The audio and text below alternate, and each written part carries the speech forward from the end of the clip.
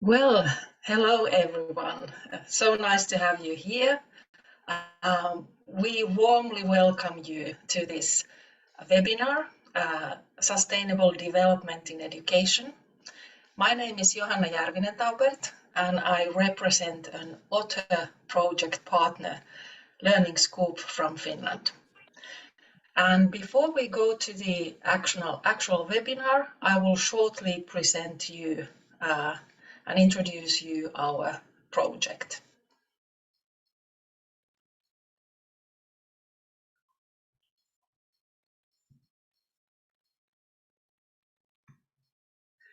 So a couple of words about this OTTO project.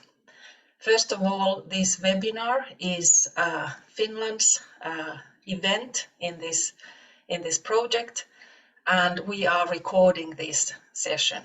And this recording will be available later in our hub.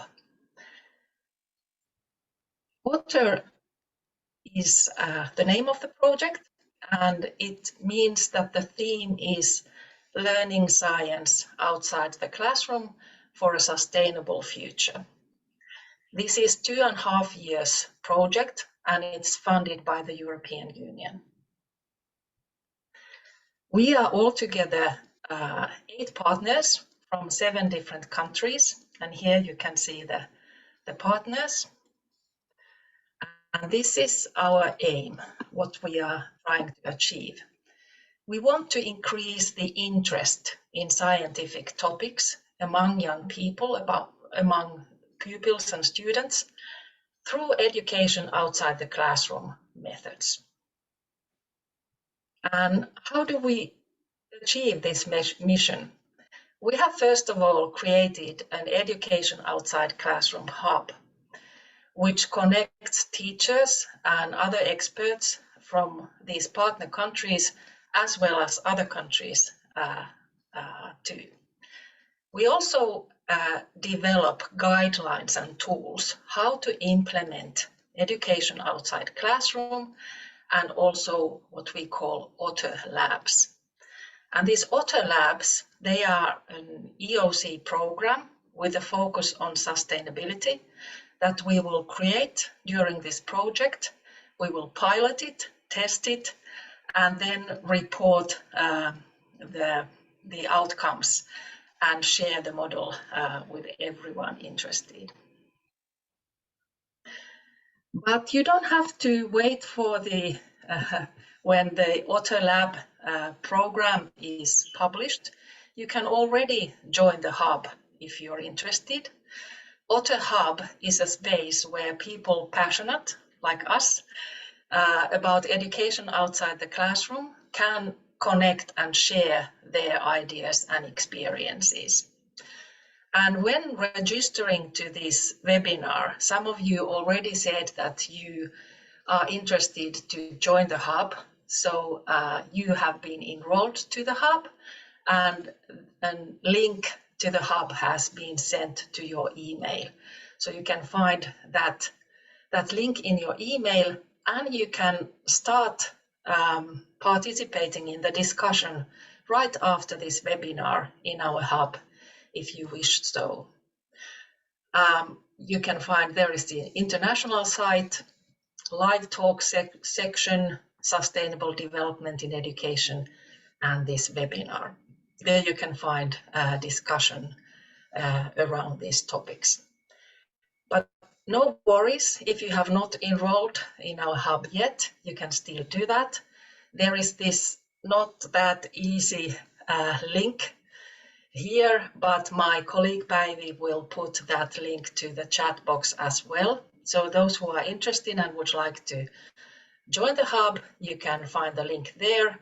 And once you are enrolled, you will also receive the link to the hub in your email, and then you are more than welcome to join the discussion too. We have also several social media channels where we publish interesting content about education outside classroom, about sustainability, and of course about our project. So please follow us and you will get the latest news there too. But it's my very pride and joy to introduce this evening's, or at least it's evening here in Finland, webinar, Sustainable Development in Education. The team responsible for the content of the webinar is Team EduGems. There is Dr. Marianne Juntunen, who has a PhD in Education for Sustainable Development.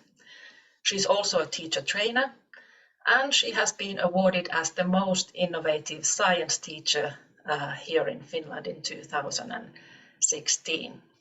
Marianne is also the advisory board member in our project. And Marianne is accompanied by chemistry teacher Karla Soto and researcher and teacher Marjo Westerinen. And these great ladies will share their wisdom about sustainable development in education for all of us. So you are all warmly welcome to participate, and Marianne, Karla and Marjo, the floor is yours. Thank you. Thank you so much, Johanna. It's an honor to be here, and it's so pleasure to meet everybody around the world. We are discussing a very important topic.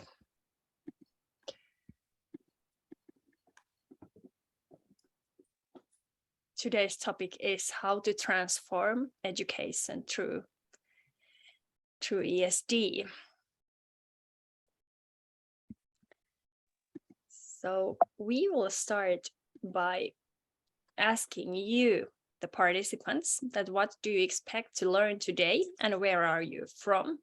So please go to menti.com, www.dementi.com, and add there these numbers, 586402223. So I will show you then interactively immediately where are you from and what do you expect to learn today.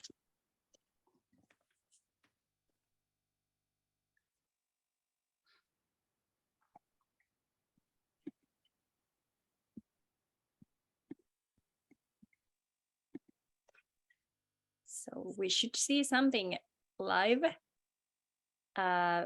Also, while waiting, you can put in the chat box if you have some problems. The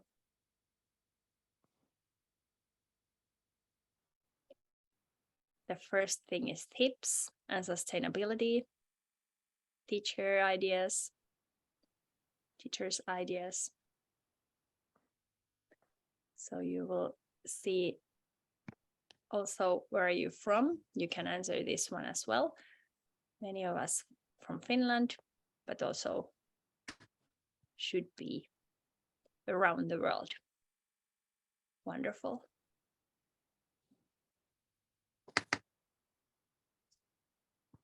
So there was a huge amount of teachers, principals around the world who are taking part of this webinar, but many of them didn't come yet, or they are watching this later.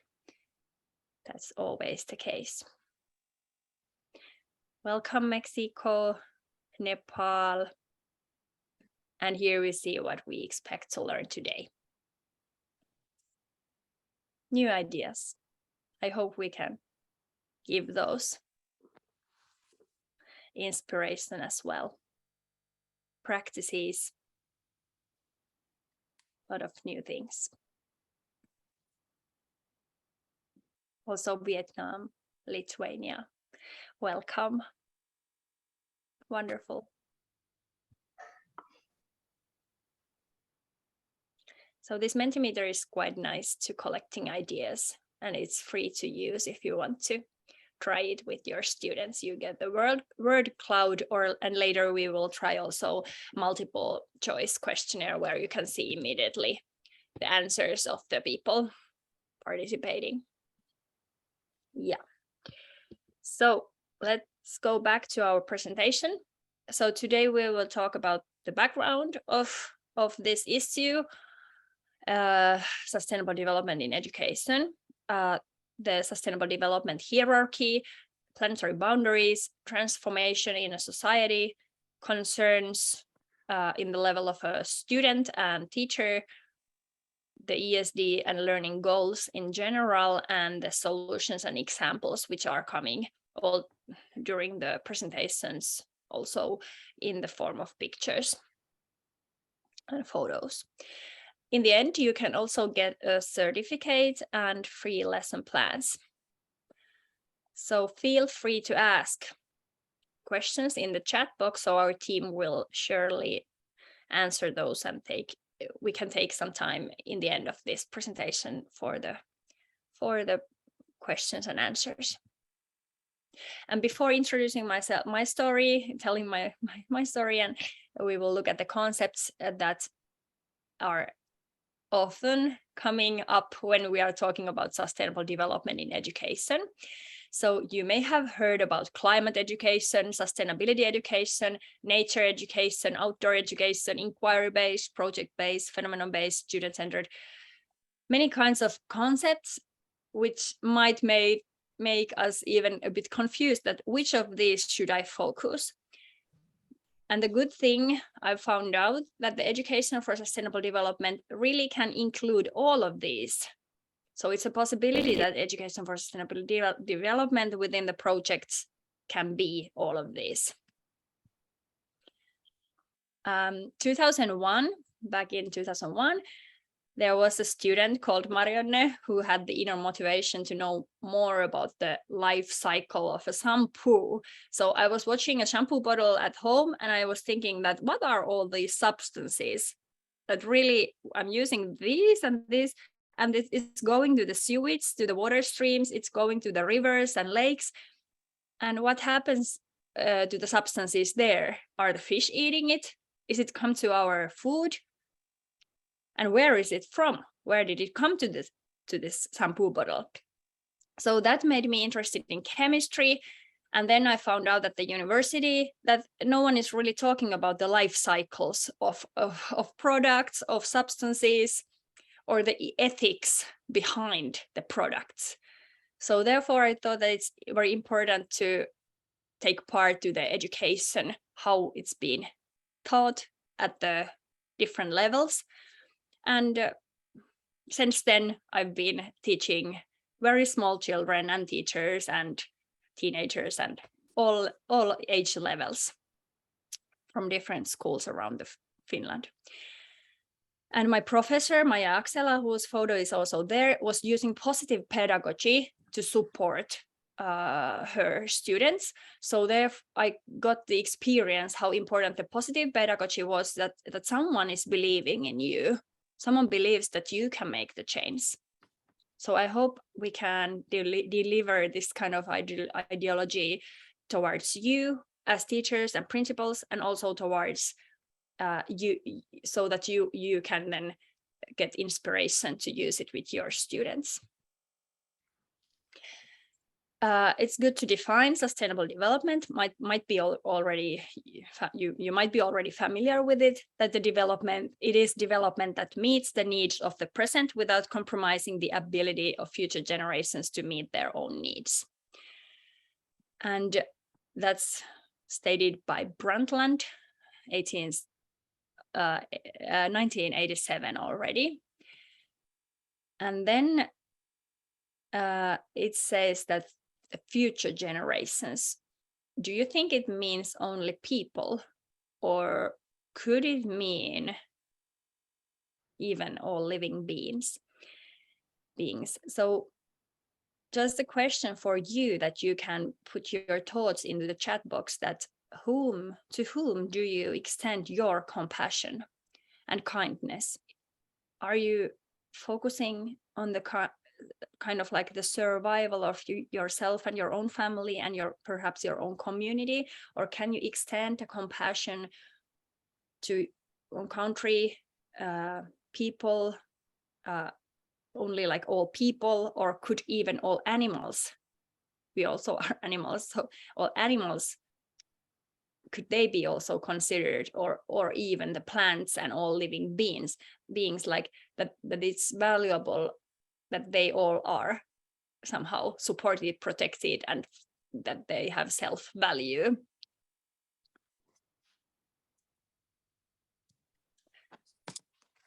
And the development goals are also defined by United Nations for 2030. And the most important thing that they defined, I think, is the hierarchy of the goals. So the biosphere is supporting society and economy. It's the foundation of our wealth and well-being. So many times in society, in school, we are like looking for the economical somehow the wealth that we would, our future would be prosperous, or our future will be good if the economy is running or the society is safe. And we might quite often forget the importance of the biosphere, the life on land, the life below water, the climate. Everything is supporting us. And even though in Finland, the society, the sustainable development of society, it's quite high. It's a safe country, and the students' welfare is, they are quite equal, and this is like quite well happening already. But definitely the biosphere development is not on a level, or the education about the biospheric values is not enough, even though those are mentioned at the curriculum 197 times, that the sustainable development should include also the all aspects. So that's also interesting, like which levels do you think that at your country your education is focusing? So for a few minutes, I give the stage to Karla Soto, who will tell her story. Thank you, Marianne. Hello, everyone. My name is Carla Soto Diaz. I am a chemistry teacher from Chile and currently enrolled in a master's program in pedagogy and teaching for sustainability here in Finland. And so I would like to share a bit of like my story and how I ended up here. I think my interest in sustainability started more concretely around 2018 while I was living in Denmark. And while living there, I started dumpster diving, and I realized that I was able to find all kinds of edible food in the containers of the supermarkets. Those photos are just like tiny examples of the things you can find. Also all kinds of useful items that you can find, like people keep discarding things that are still that you can still use, but somehow they get rid of it. And that was a huge impact to me coming from Chile. That is something that I never saw while living in Chile or visiting other countries in Latin America, for instance. It's something that I only saw when I first moved to Europe. So later on in 2019, I was trying to find a way to connect science education with sustainability, because I thought, from what I had seen, I thought like this is something that not many people is talking about. Like, why aren't we addressing this problem of, for instance, food waste? And I did one course with EduGems, or I started with one course at EduGems. And I felt really inspired by Marianne's book and by Marianne's ideas on how to connect, in particular, chemistry with sustainability, which is something that, again, I never saw before, not while studying chemistry, not while studying education. And yeah, can you go to the next slide, Marianne? Thank you. And one of the things that struck me the most, I would say, while doing an EduGems course was this framework called the planetary boundaries.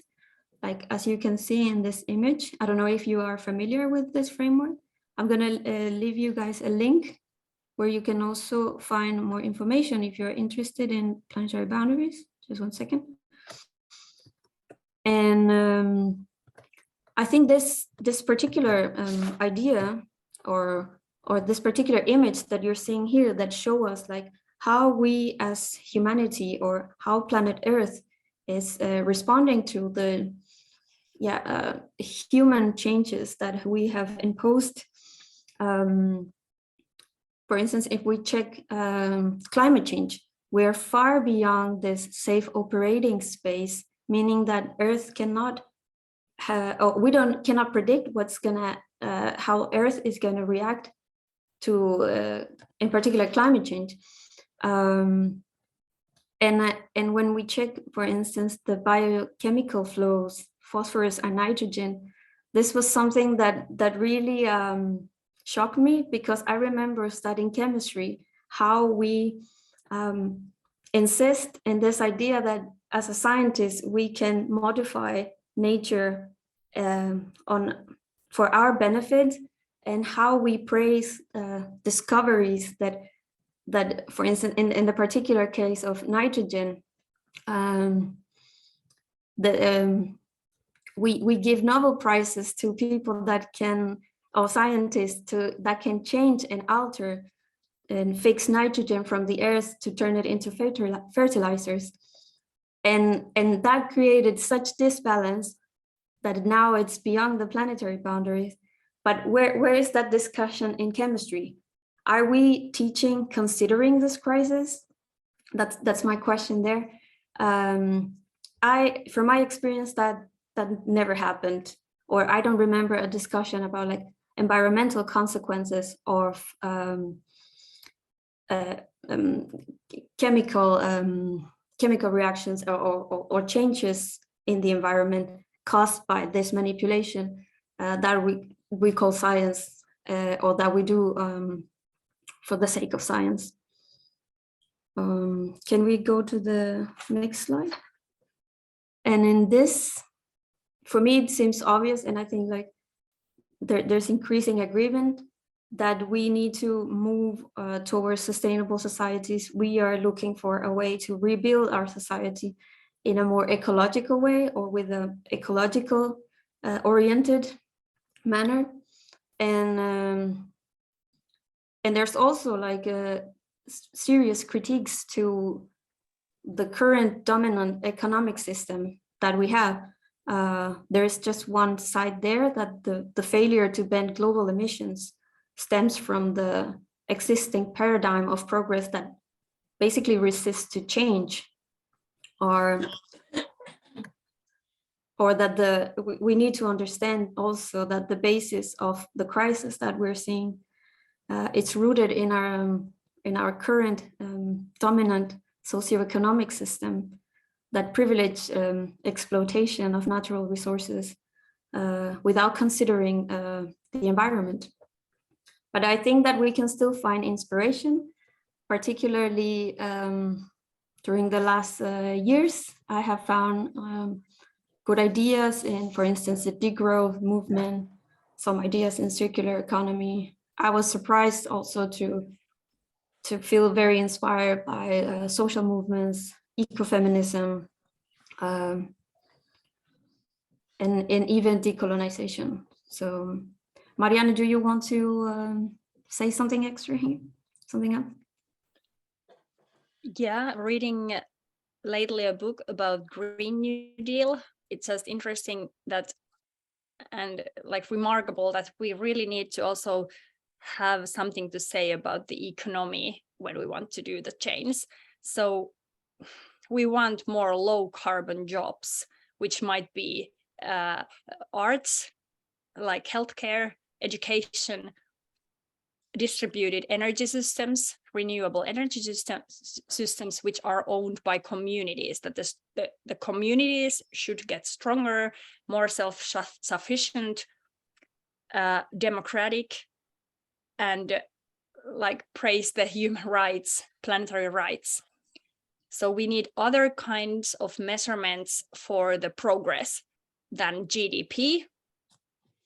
And this kind of changes, like political programs like Green New Deal, which has all kind of social movements behind it, means that the change will become as strong as the demand will be. So the majority of the people want to make the better world, want to do the change, but the opposition is strong because the people who have the most money, many of them are depending on the oil companies and this kind of fossil fuel industry or finance that has made like very horrible amounts of money and for the few people. So they are like systematically against this kind of change. And the question is that, do we still believe in the change? Can we become so strong together that we can still make the change for our children and for our future?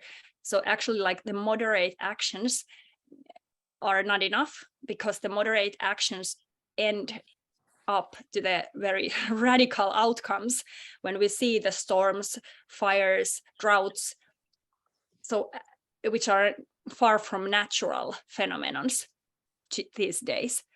So there's a lot of hope within these things that Carla presented, but there's also like a big danger. So even though we are like, I will come to that, what we are teaching at schools, it's not exactly this, but as adults, I think it's important for us to keep in mind that the change will not happen within this kind of systems that we are living, because it's resisting the change. And it's a huge discussion that we can't solve it within this webinar, unfortunately. So today we were discussing about the background, the hierarchy, planetary boundaries concept, and the transformation. And now I come to the concerns of the students and teachers and some solutions as well. Students are confused. We have had, before COVID-19, we had 1.6 million students demonstrating on the streets where it was possible. For the students at the moment, the future is unsure and unstable. It's even unlivable in many parts of the world. So only learning knowledge at a school is definitely not enough. And kids are not responsible in solving these problems, but the kids can still learn about these problems, and they need the action skills, in particular, to push the adults. And the nature relationship, which might be behind the feeling of compassion, it varies a lot, and also like the background of people, the families, means that the nature relationships are also variable. When you take students to the nature or outdoors, we can see that some people are more in the nature, and for some people it's even a scary place. So you can write in the chat box that which of these have you noticed in your students.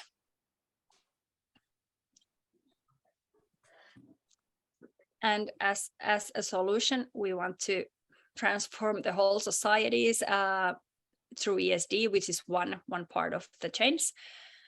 And it's the SDG 4.7 from United Nations, this education for sustainable development. However, it is still mostly unknown and unused in schools around the world. Its implementation is urgent. And this means that the schools and educational establishments have a crucial role to play in renewing the mindsets, skills, values, meanings required for sustainability. We have responsibility over generations, which means that we are responsible for our children. They will come to us and ask that, why did you do so? And what did you do when you knew? And for example, my student came to me. They were angry when we were doing some sustainable development lessons, and they were a bit angry. And I asked them that, why are you so angry? So they told me that, like, we want to have our cars as well, that you adults, you have like traveled and you use cars and you have built up this system, and we want to have the same. So then I think it's up to us adults with different kind of backgrounds, as, of course, that if you have a lot, then we can be happy with less. But of course, people and children who might not have had things, it's their turn to get like reasonable living standard and reasonable quality of life for feeling safe and good. And what are then the crucial learning goals for students? For example, the tangible ones can be such as material flows, different life cycles of products, basics of circular economy, climate change things, emissions to be scaled at carbon dioxide equivalent levels and scales of actions, because there are like big and small actions to be made, basics of urban planning, taking action. This kind of learning goals can be measured. But then there are also like things that are the learning goals that are hard to measure, intangible, such as argumentation skills, collaboration skills, communication, critical thinking, creativity, and career readiness, as well as reflection skills. So we want to teach the students life skills, not only that 1 + 1 is 2. So, and what should we then learn and how? We should learn about planetary boundaries, megatrends, systems, levels, and scales, the facts. We should learn it in a student-centered way, in a solution-oriented way. And I think it will be very difficult if we don't use the phenomenon-based approach, because these are all our multidisciplinary phenomenons, cross-curricular phenomenons. EduGems model we've created focuses on 3 crucial skills: discovery skills, action skills, and collaboration skills, because we think that all this I've been discussing comes under these 3 skills. And it has a strong research background based on environmental education research, climate education research, green competence research, and motivational theory from Desi and Ryan. Teachers are also struggling these days, not only the students, but teachers as well. And actually, at the moment, 95% of the teachers think it is essential to teach this ESD, but fewer than 40% feel confident to cover climate education. So there is this big gap. And let me tell you about a teacher who we met. She wanted to integrate more education for sustainable development in their school curriculum into all areas of education. But their school did not have expertise, support for the importance from colleagues, from the head, from the administration, from the parents. They didn't have time, knowledge, they didn't have tools, learning paths for the teachers or students. They lacked of networks. Thus, the value-laden content felt very challenging to implement into the full school curriculum.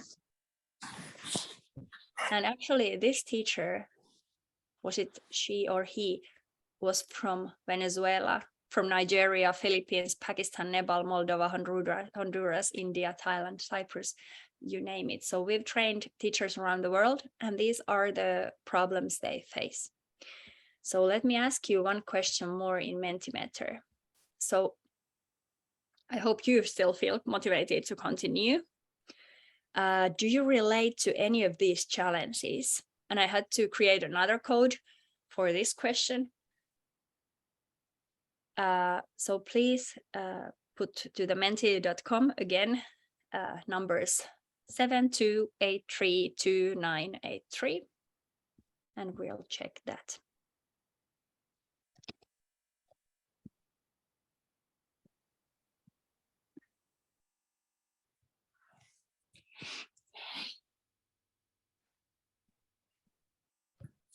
So here we should see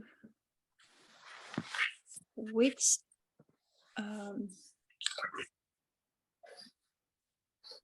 challenges you find. Marianne, can you show the answers of the Menti? Oh, is it not? It's not okay. Oh, why it paused? Let me see why. Oh, I have to take it again. Screen. Strange. I don't know what happened. Okay. Is it now there? Carla? Yes, it is. Yeah.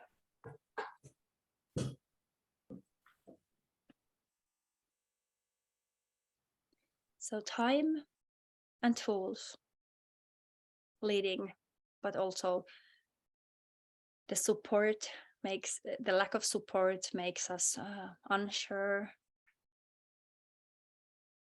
unconfident, and also the networks and something else as well. Also, the lack of money comes when starting to look at the training possibilities.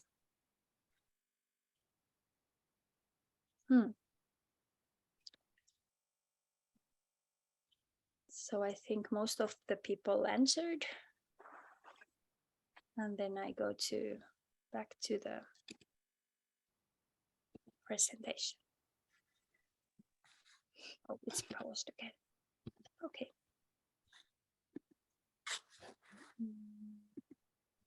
I'll share it again because it's somehow. Yeah. Thank you for answering. So we have challenges. And also we are hopeful because there are benefits, good outcomes and results if we start using education for sustainable development within our school years, within the school year. At principals level, the whole curriculum can become more motivating for the whole school. And as an example, since 1985, ESD was already a part of the curriculum in Finland, and now it's mentioned even 197 times. So you can get the sustainable development strongly inside to the curriculums. It's possible. And as I already mentioned, the social sustainability increases and it has the most attention at schools, perhaps around the world, but also we should focus on ecological dimension because it's the crucial fundament. And that's kind of the responsibility mostly for the leaders of the school.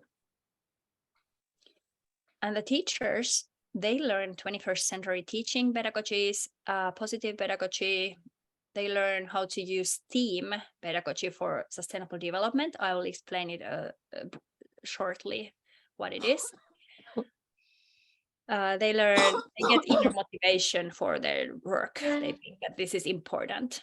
And also when they use real life topics, it's really interesting because you are up to date and following what's up close by our school in this society or in our country or in the whole world.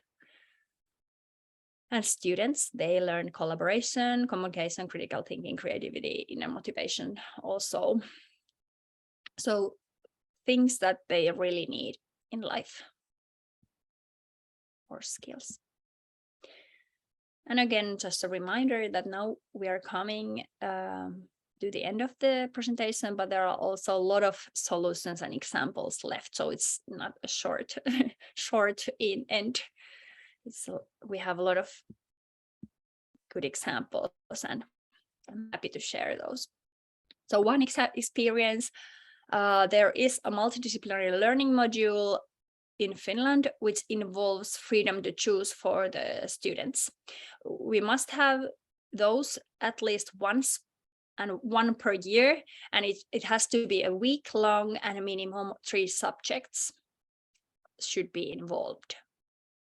And it means that we plan together the learning goals with the students and teacher teams. We plan together the contents, evaluation, and further development. It's nothing too serious. We can focus on kind of like motivating things. Yeah, the life cycle of a product can be a part of it, or developing an eco product, but most often they are like even greater aims, like eco-social well-being of our school, taking action together, future thinking, this kind of like big issues like health or nature or something like that. All students of all ages can easily relate and come to the workshops. The workshops, if they include education for sustainable development, they quite often they are actually STEAM. And why we take this STEAM here is that STEAM pedagogy is kind of like a pop word, and in whole world schools are quite interested in to involve STEAM pedagogy, which is science, technology, engineering, arts, and maths. But actually it's quite fun that ESD is STEAM because it involves already this phenomenon-based approach and student-centered thinking skills. For example, for the future, STEAM doesn't have to be and include always robotics or coding, which we most often consider when we look at the photos in social media which talk about STEAM pedagogy. But no, it can be also like something to construct together. For example, an urban planning project.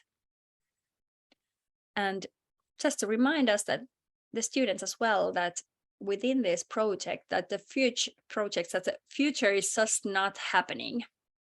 We actively participate and change its direction every day. I think it's important for us also to remember. You can write into the chat box that does your school already have STEAM lessons? I assume that STEAM pedagogy can be even more common than ESD, but that's something that I didn't made or search any research. So just guessing that this kind of like STEM or STEAM might be more common.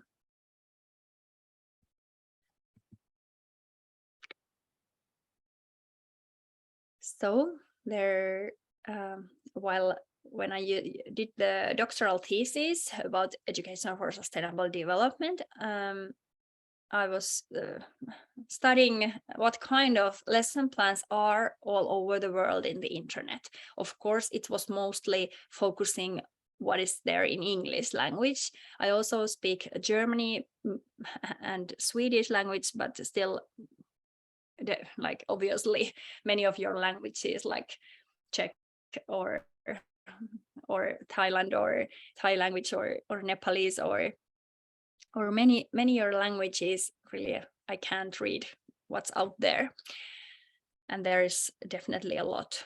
But at least in English language, there is a global lack of lessons where the students can use their whole capacity to understand systemic wicked global challenges. We might underestimate the students' capacity. So they can reach about the same level than us adults can if we give them a chance. if we don't underestimate their capacity and we give them time and we give them some tools, how can they explore a phenomenon, for example, one of the planetary boundaries. So students are able to critically think and participate in making real changes if we help them, if we let them, if we encourage them. So let me show you one example about these wicked problems. Does it work already? When's the last time you... Sorry, it's here. Can you see it, Carla? No, you need to share your... Yeah, I need to share it. Okay. So a few years ago, we produced some videos to the YouTube for the schools that can be shown for the students. There are 6 of them in English. This one is about wicked problems, so it takes a few minutes, and now we will watch it. And Carla, please tell me if it's not working properly. A wicked problem is a problem that does not have a simple solution. In fact, it is a problem that no one knows exactly how to solve, as each...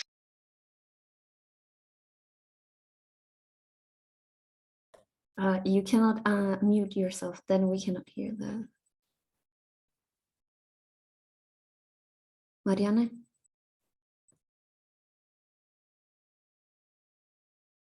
Carla? Sorry. If you mute yourself, then we cannot hear the video. Okay, sorry. Let's take it again. Sorry. This is actually... we were laughing with Carla because today is National Unsucceeding Day in Finland. The day has been very good, not big unsucceedings, but the goal is to embrace the failures and mistakes, because through mistakes, through the freedom to be able to make mistakes, create space for new innovations and the feeling that it's okay that we are only human beings. So that's something to mention. It's 13th October. Problem is a problem that does not have a simple solution. In fact, it is a problem that no one knows exactly how to solve, as each solution to the problem causes new problems. What makes wicked problems evil is that if nothing is done about them, they will only become bigger problems. But at the same time, we may only have one chance to try to solve them. If we try the wrong things or take too long in trying to solve them, we may not get a second chance. Wicked problems are found all around us. For instance, deciding on nuclear power is a wicked problem because it may cause a catastrophe, but it may also help us avoid another catastrophe, climate change. Or another example, using plastic.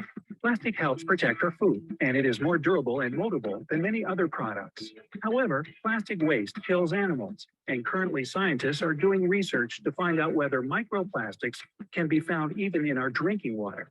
However, some wicked problems are more wicked than others. Especially some environmental problems, such as climate change, are very challenging to solve, as it is tied to environmental, economic, and societal issues. For this reason, climate change is sometimes called a super wicked problem. Let's take a closer look. Climate change is caused by greenhouse gases, such as CO2, freed into the environment. If governments were to suddenly ban greenhouse gas emissions, we could stop worrying about climate change. But we would have new problems. Factories would need to close down, and people would need to stop driving. This would cause economic problems, as people would not be able to go to work, and the price of producing goods, such as food and toilet paper, would skyrocket. This would cause people to lose their jobs and not be able to afford to pay rent or buy food. This would cause unrest, such as protests and looting. As we need to avoid this at all costs, the only solution is to gradually reduce greenhouse gas emissions. This can be done by replacing our energy consumption with renewable energy sources. However, nobody is absolutely sure how fast this transition should be made. If it is done too fast, it will cost enormous amounts of money, as alternative technology is still developing. This will cause the prices of goods to go up, causing societal changes. If it is done too slowly, the environmental effects may be irreversible, again, costing enormous amounts of money and causing societal changes. However, the stakes are high, and we won't know the right approach except in hindsight. Only time will tell how our standard of living will need to change in order to save our environment that we strongly rely on. However, what is certain is that if nothing is done, climate change will affect us all, and therefore we are dealing with a super wicked problem. Sometimes it may feel like there is no light at the end of the tunnel. However, there is always hope if all of us take this problem seriously. So what could you do to start solving this problem? 1. Start by examining your own or your family's carbon footprint to understand which of your actions contribute to the problem. Then challenge yourself and your family to reduce those actions that have the greatest impact. Make it fun and choose how you will reward yourself when you reach your goal. 2. Examine what your town or city could do to help solve the problem. Maybe city planning, public transportation, or bike roads need to be improved. Maybe it's something else. Whatever it is, find it and then relentlessly contact your local politicians to ask them to do something about the issue. 3. Keep on educating yourself on the issue. You might want to consider becoming a scientist, an engineer, an architect, or someone else who gets paid to come up with new, cool ideas to help solve this and many other problems we face. Together with your teacher, make a plan on what you will do and when. Also, think about things you still need to learn in order to make a greater impact. Start small, dream big, and remember to constantly challenge yourself.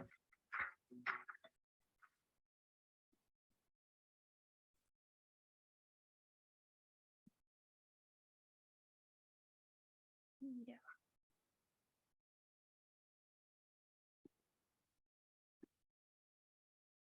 So thank you that you are attending this webinar and now you are educating yourself about the issue, and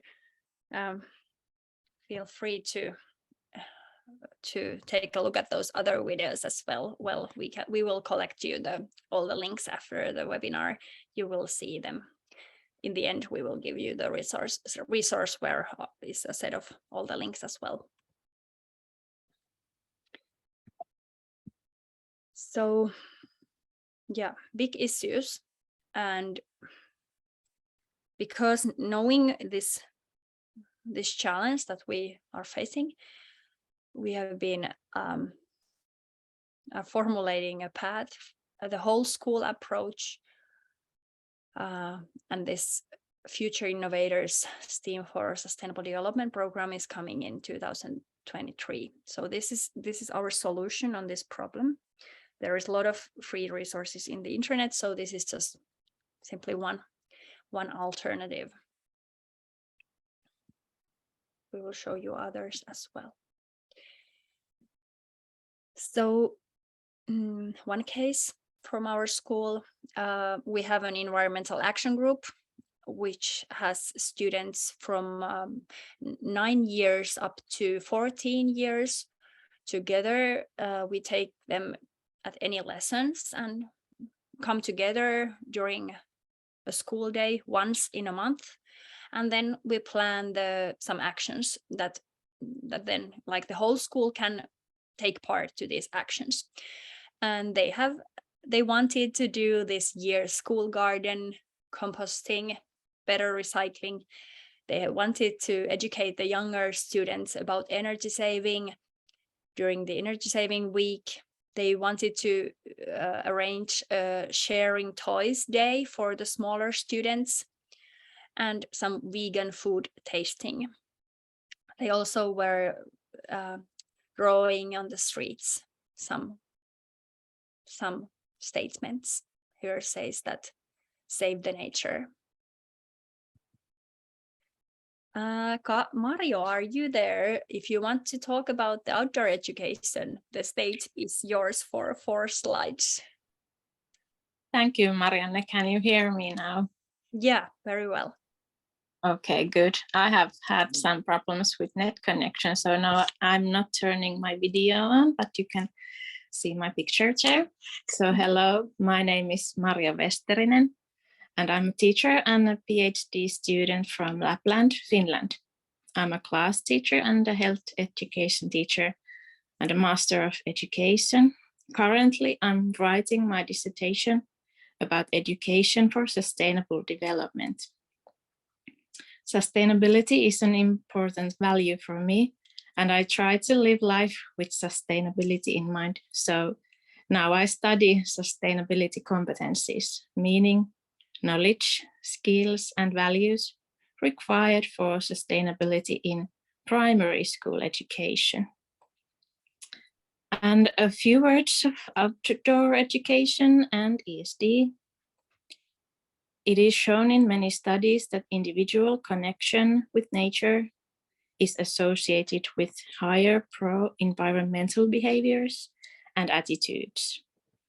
And outdoor education has many benefits. It can improve those skills that Marianne has already represented: discovery skills, action skills, and collaboration skills. And being in nature improves your health. So being in the nature has many benefits for you and the students.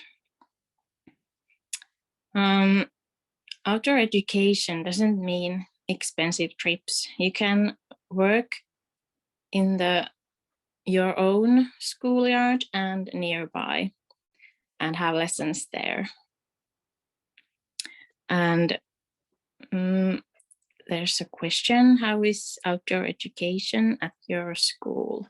You can think about it and have some tips and ideas to share. If you have something to share, you can share.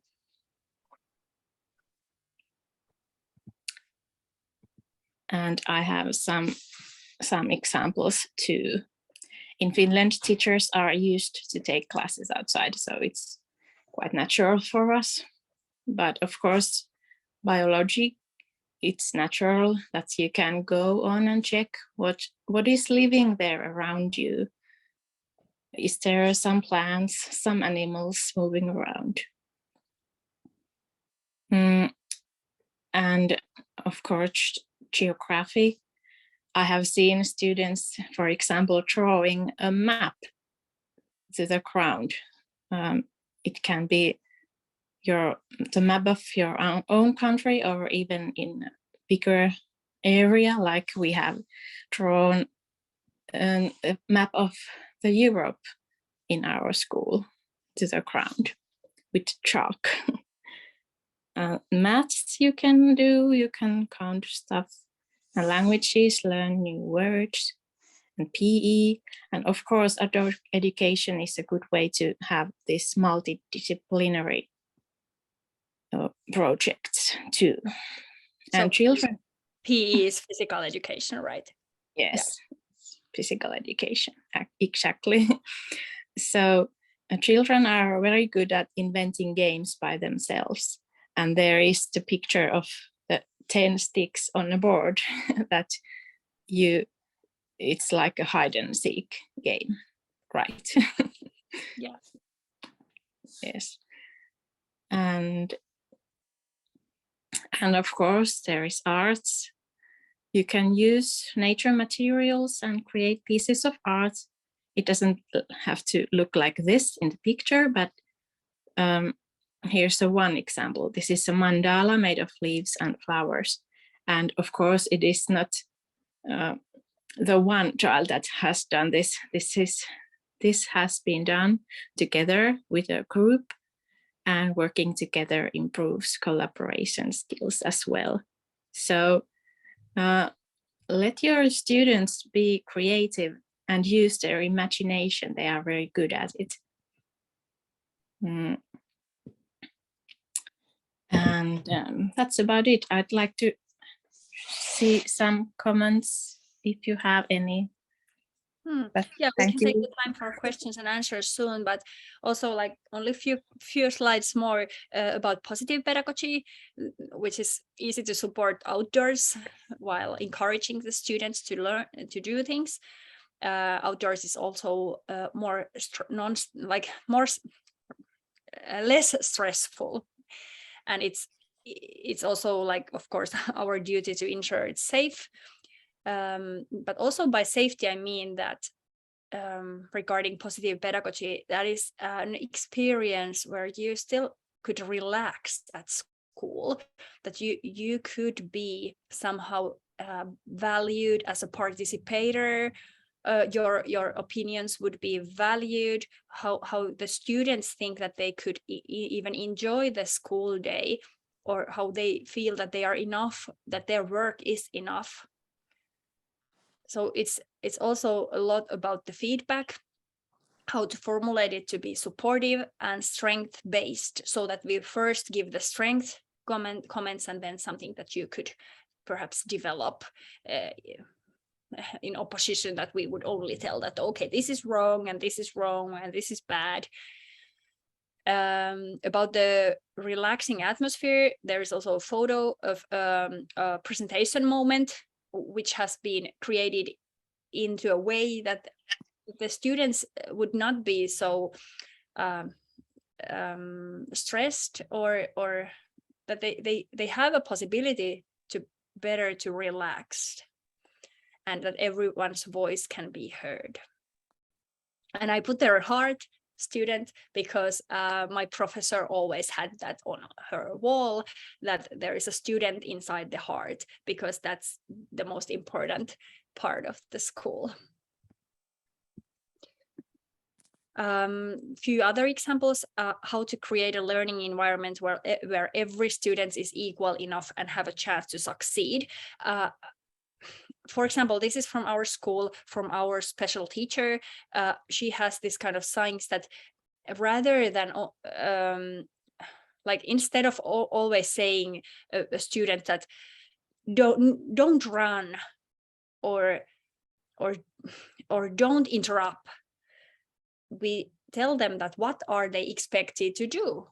Like, instead of running, please walk, or instead of interrupting, drink a glass of water, have a pause. If you feel anxious or irritated, calculate until the 10. Like, because the students are children, they don't know. Many of us adults don't always know how to behave properly, so they need help and they need guidance. Also, this traffic light photo is about that the teacher can only show using a hand that, okay, now it's going well, or please stop. So they don't need always to use their voice, which also might be relaxing. So I strongly believe that all children are nice, and all children are good. They only have situations and background from homes and their lives that life is definitely not easy for them. So we should keep it in our minds that children are doing their best. If they get the opportunity, and if it's safe enough, they will learn. So, as being said, the internet is full of free materials from UNESCO, eco-schools, NGOs, self-study materials. And if you need guidance to lesson planning and discussions, then we can support you, principals, teachers, to help you to support your students and convince the parents. And we try to address the ecological sustainability as well, which is absent from most of the world's lesson plans. And skills to apply come directly from us, because we try not to focus on too much to the theory, except on really practical lessons. And the collaborative action competence skills also are in focus. the next steps starting 28th October. Carla, did you have some kind of a special offer to thank Finland Education Yes, Shop collaboration? absolutely. We were discussing a little bit before about this, and so we're gonna offer a special prize. We're gonna put the link in the chat, so everyone booking these courses have a 10% discount if they use the link that we're gonna give you in the chat box. And they have until the 28th of October to register. So let me just copy. Oh yeah, here. Okay, thank Here you. it is. And also this QR code leads you to the link, which Carla can also post to the chat. There are free resources from us. There is the feedback from this webinar. I hope you all can fill it up. You can get their certificate, and there is also an audit checklist of ESG practices that you can check that how your school is doing these ESG approaches. And links for these free resources are found there as well. So you can test your understanding about ESG. You can watch a webinar about eco-emotions and action skills, including some tasks. And also there is a free course, What Does a Research About ESG Suggest? Now we are in the end of our presentation. Before starting the longer question and answer set, I will show you the our group Education for Sustainable Development, ESD teachers. Also principals are warmly welcome, and every educator. It's in the Facebook call, and yeah. And before starting, you can now please write to the chat box if you have some questions, so we can answer them live, me and Carla and Mario. And I hope you feel motivated to continue somehow. I really expect you to contribute to ESD because the situation is urgent. I also like if you get more people to participate and collaborate.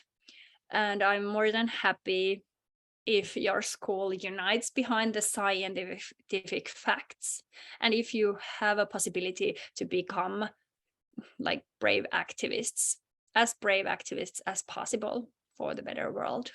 Because definitely we've used a lot of time on this, and we are definitely not doing this for money. This is kind of like a volunteer work for us. And so I hope that we are on the same boat, because people in this planet definitely are not on the same boat, and we must do our best to ensure the safer future for our children. Thank you. So what kind of questions there are?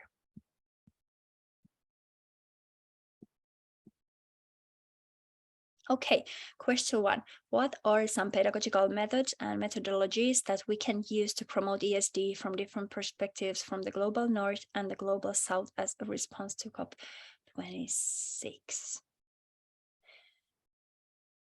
So as far as I'm concerned, it's this that we've been discussing within this webinar.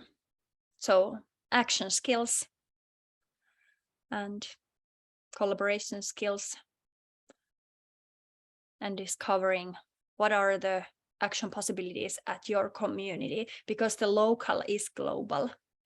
We are all responsible to improve the state of our local environments.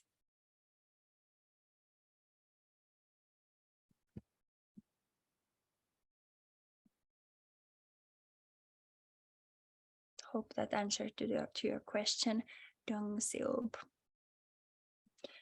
So I have encountered really great examples here. Thank you. Okay, yeah. but mostly implemented in developed countries. Individual work value education project in countries facing.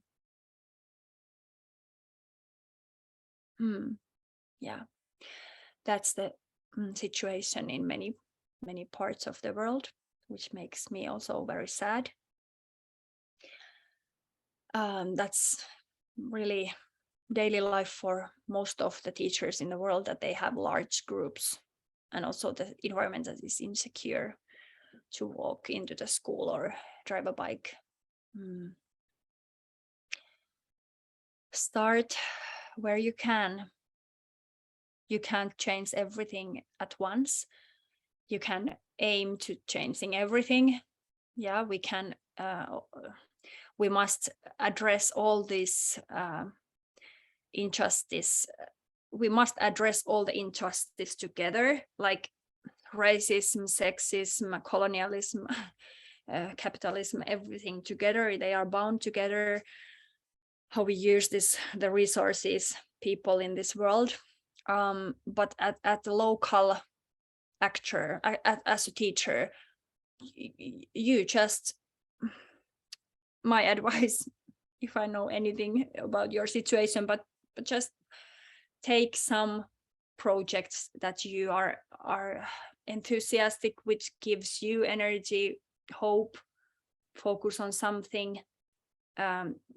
Try to get more people involved, more people interested in participating, plan together,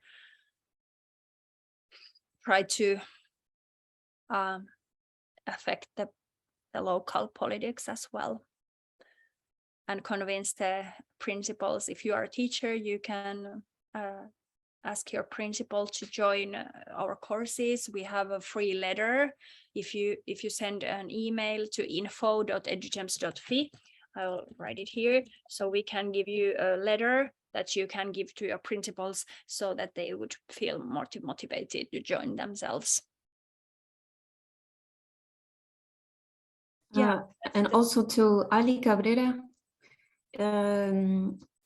I think that I've seen some good experiences also when schools somehow form alliances with like local universities, so they can be included in some kind of like, I don't know, research project maybe, and yeah, that can maybe help you get more funding for schools.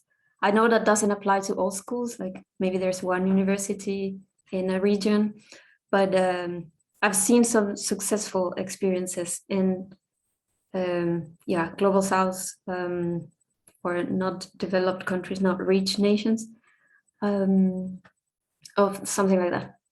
So hopefully that can give you a good idea or help you. Yes, thank you, Carla, and thank you, Johanna. Yes, this Otter project must be also a good lab for you to get ideas and guidance and help. So no more questions arising here. Feel free to anytime to ask those questions in our Facebook group or in this Otter lab. Then perhaps it's time to, okay, is there a way to teach learners at different life stages how to utilize public, common and private resources in a more effective way?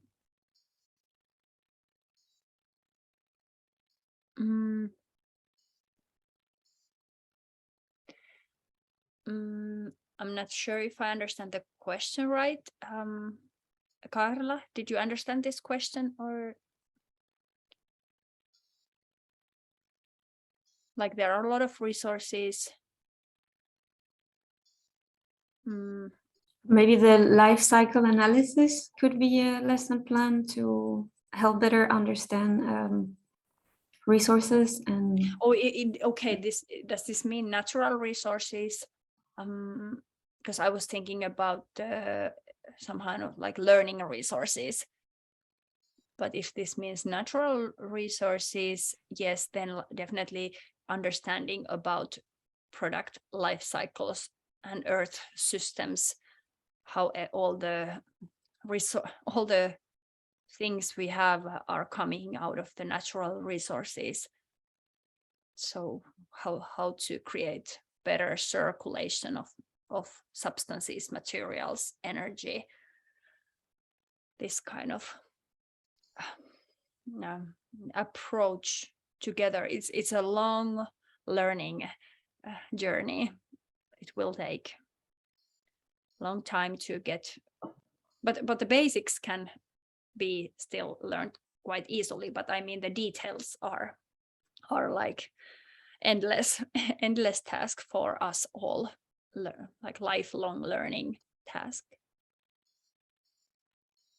What do you think about networks of green schools and competitions versus schools to be more sustainable? Is it a good idea? Yeah, I think anything that motivates you, if it's your school and your community, if it's a competition or just like attending this kind of a green school network. I don't have any like strict opinion which is better, just whatever works for you the best, motivates your team, your school, your students, your parents. Like, of course, the whole school approach, like longer planning is always a good idea, but it can start by at first attending a competition, right? Yes, I think great examples, great ideas.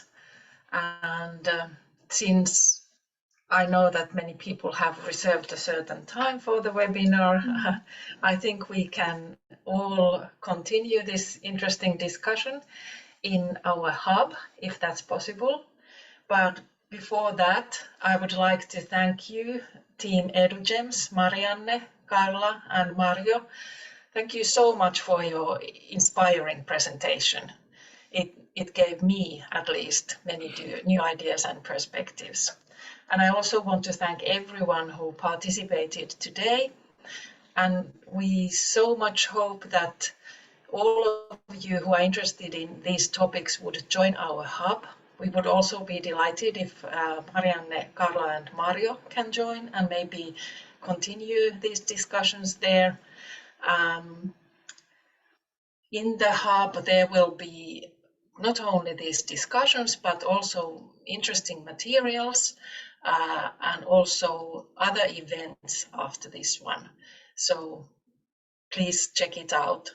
And also this recording of this presentation will go to the hub.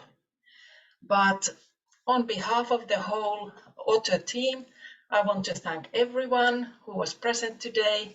Keep up the great work, and I hope we will meet each other in one way or the other around these important topics. Thank you everyone so much, and have the great rest of the day. Bye. Bye-bye. Thank you so much.